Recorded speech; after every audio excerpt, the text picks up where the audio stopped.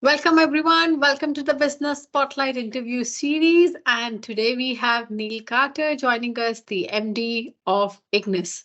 Yeah. And it's a good one. Neil has just had a birthday. So, Neil, wishing you a birthday. I think I'm doing that for the second time. So, Thank you. before Neil, we move on to you to understand from you how has been the journey.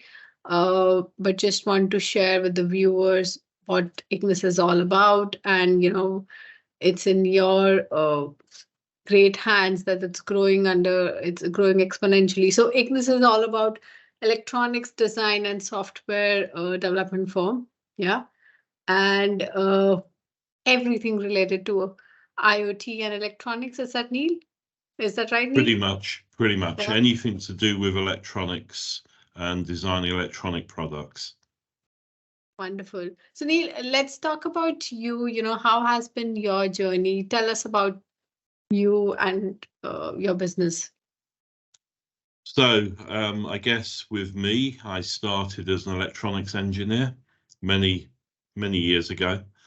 Um, got involved in computers from the hardware side, then into infrastructure, then into Mhm. software, and then always keeping involved in where the software meets the hardware. Mhm. And then this new thing called IoT came around, Mm. where I got back involved in the hardware and the electronics and the lower level. Mm. And that really is what brought me to Ignis. So it's Mm. sort of almost a full circle. So electronics all the way through computers, software, back into the electronic side. Wonderful. And as a company, I mean, the company's been going for, I think, about 5, 6 years. Mm-hmm. Really grew through the pandemic, Mm-hmm. and the pandemic caused our industry a lot of difficulties Mm-hmm. around availability of Mm-hmm. components and supply. Mm-hmm. And that just gave us opportunity. Mm-hmm. And through that, we've grown and continue to grow now.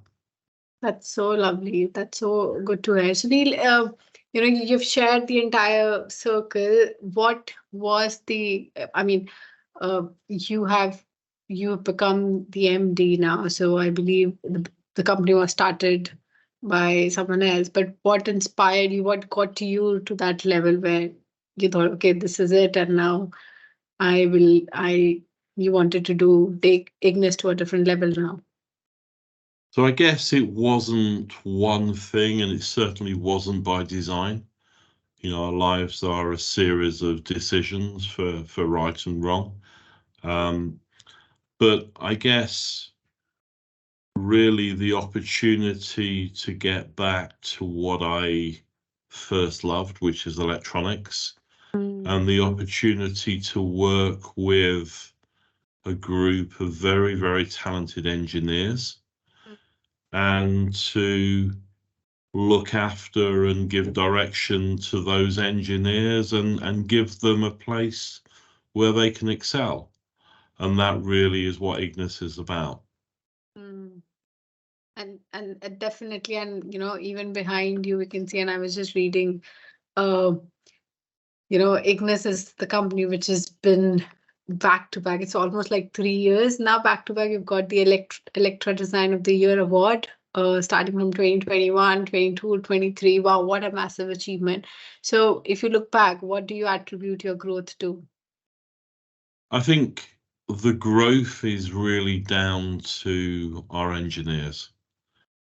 We've been able to attract engineers that are very passionate about what they do, and that is massively important. And if an engineer is passionate about what they're doing, Mm. then they excel and they exceed, and they do that for themselves, for the team, for the company, and most importantly, for the customers.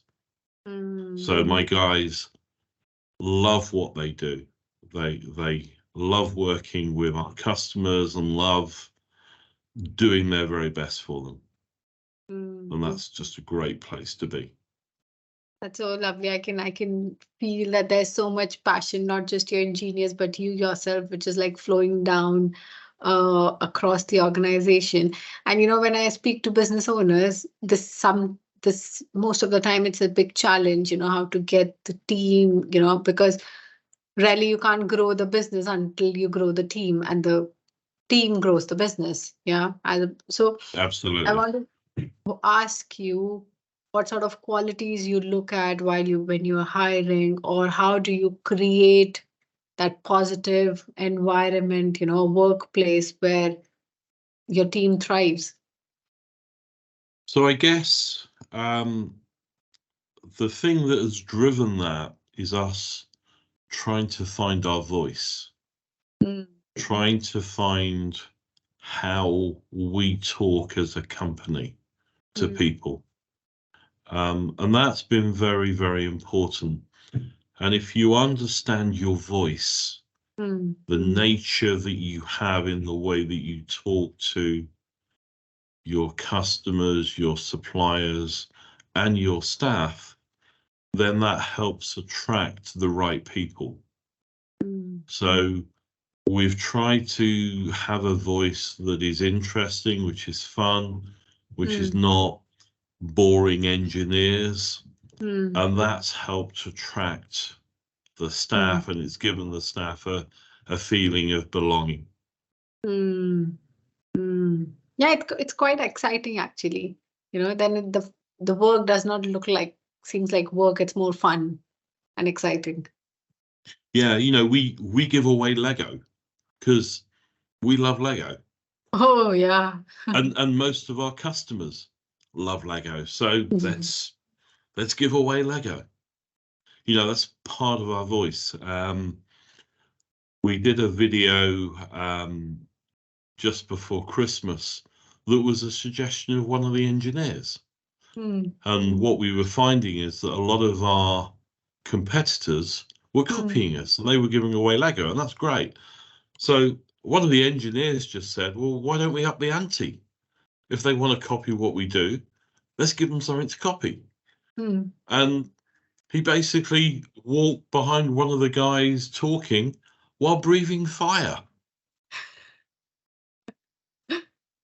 Yeah. That these ideas are coming from the engineers because they're just passionate about what they do. Mm, that's so good. Yeah, I saw actually the Lego post on LinkedIn, just before Christmas. That was great. Yeah, that was fabulous. Wonderful. So, Neil, what has been your biggest learning as an employer in this journey? I guess my biggest learning is, or biggest challenge, biggest learning is allowing people to learn from their own mistakes. When you've been doing things for quite a while, it can be very tempting to just do it yourself because you know what needs to be done, you can do it in one hit. But sometimes you actually just need to let people do it themselves, get the learning, support them when it doesn't quite go right, Mm, and help teach mm, them how to mm, do things slightly differently next time. And I think mm, that's my biggest learning and my biggest challenge. mm, mm. You remind me of, I'm visualizing a picture, which is like a person holding onto the vine, and it's like, let go of that vine.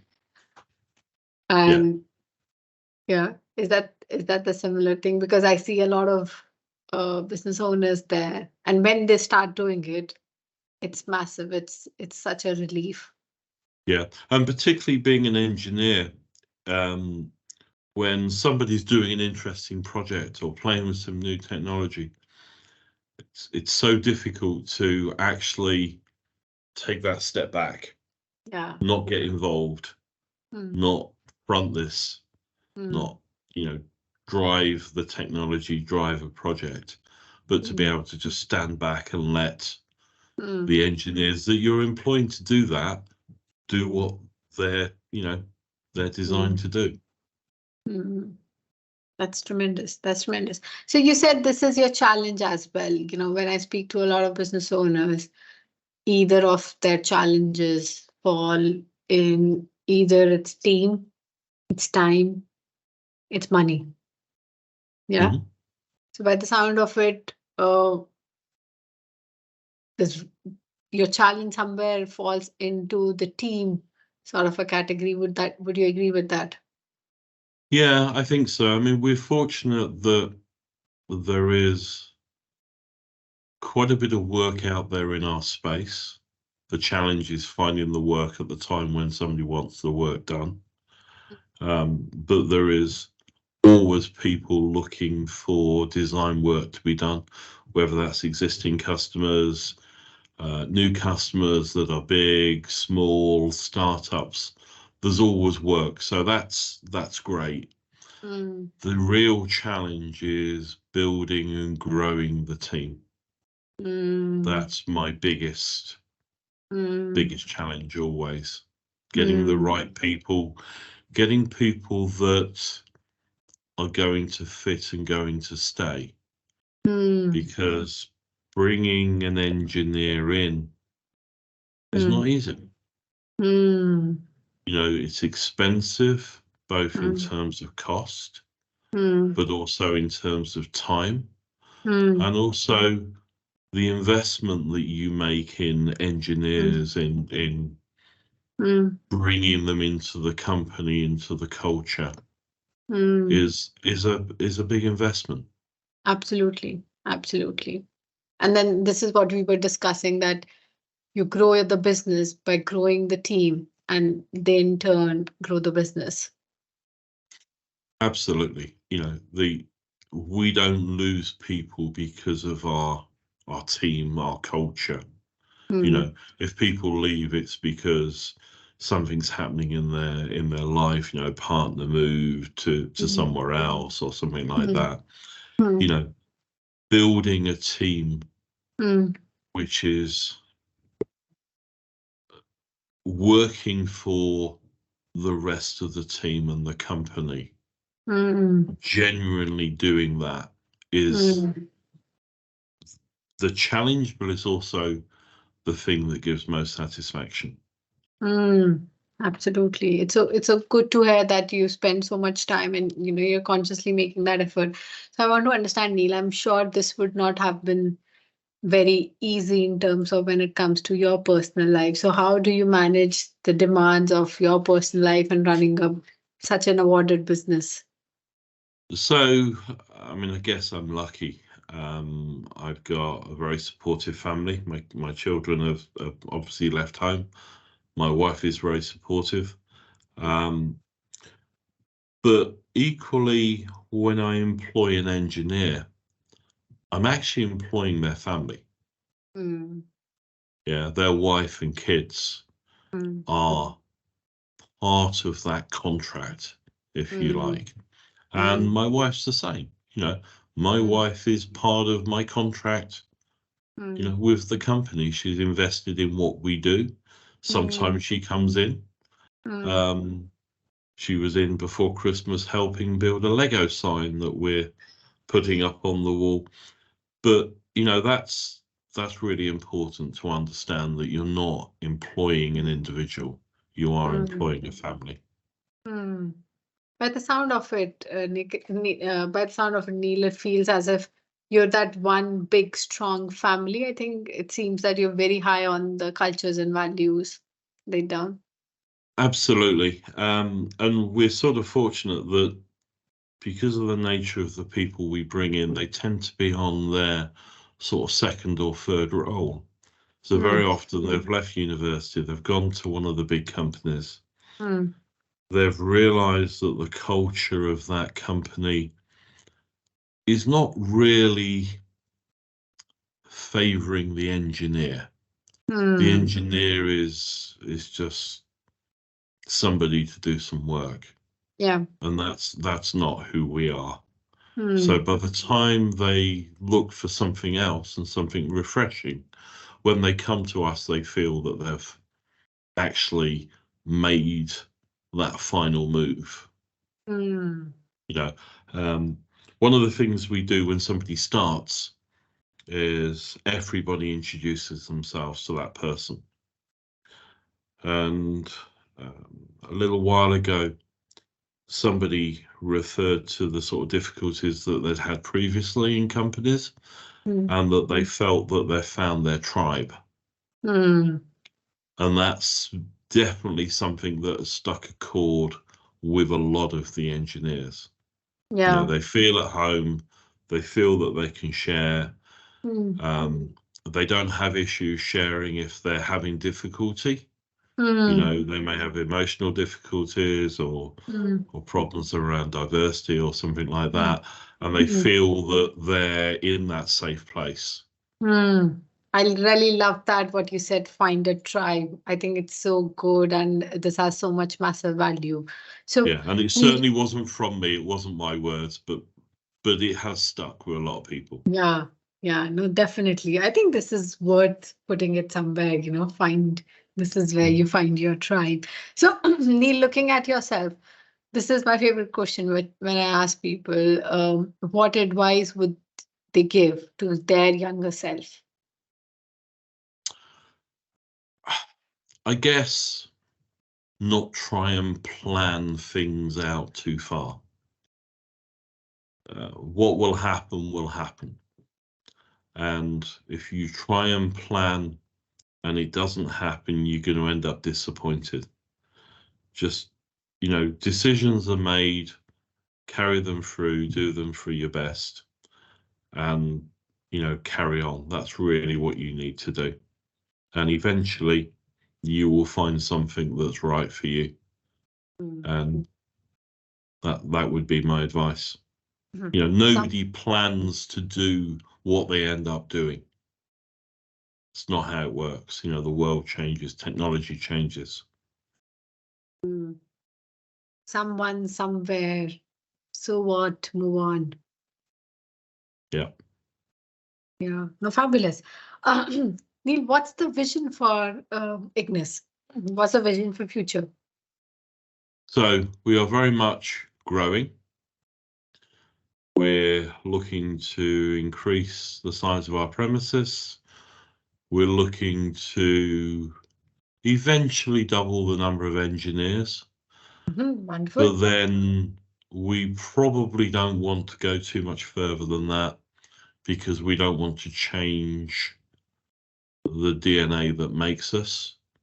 So we're looking at some other avenues around potentially things like product that we can then grow into as well. We want to keep this as a place for good engineers to come and grow, not a vehicle for buyouts or anything like that. We're looking to grow this in a sustainable way. I remember I was reading and sorry, I remember reading on the website, and it was like you and your team bring great ideas to life. Yeah, that's what we try and do. Yeah. So when you say double the engineer, increase the size, what's the time frame? We think we can do that over the course of the next 2 years. Lovely. Love that. 2 years, yeah? Yeah. Wonderful. That is so great, Neil. Wishing you all the success, and I hope Ignis does that even before 2 years. On that note, thank you for joining us. It was a pleasure Pleasure. speaking to you. Thank you for having me.